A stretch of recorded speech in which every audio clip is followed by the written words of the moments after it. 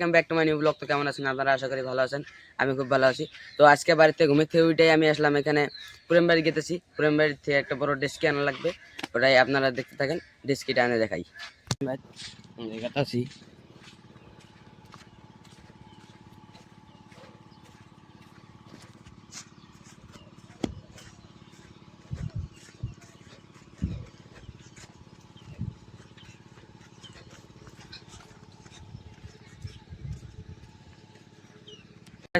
আয় বললাম পুরেম বাড়ি হ্যাঙ্গা মানে এটা নোয়ারা নিছি, এই যে পুরেম বাড়ি দিন।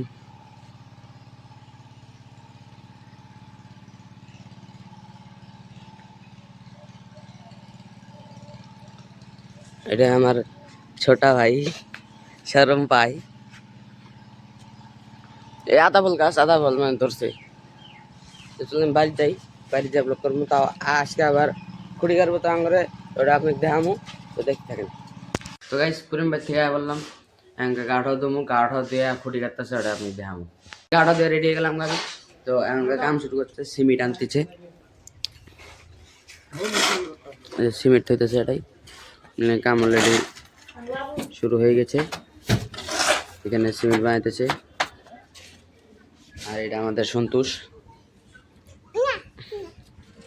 না, আর এটা হলো আমার বোন, ফুফাতো বোন।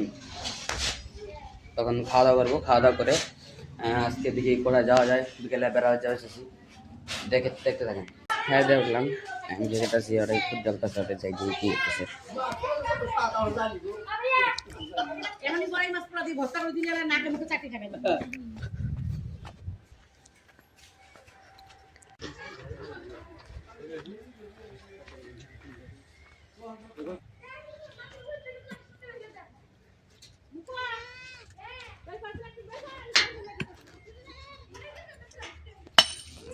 কেমন লাগতেছে আপনাকে? বললেন কিছু? ভালো লাগছে না?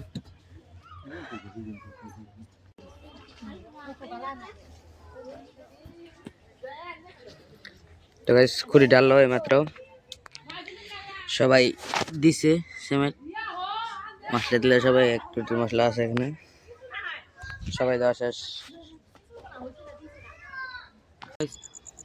খুঁড়ি যাওয়া শেষ, মিস্ত্রি কাম করতেছে, তারপরে মিস্ত্রিরা যাওয়া কথা পরে আমি আসলাম রেল লাইন, আলো বেড়া হচ্ছে রেল লাইন।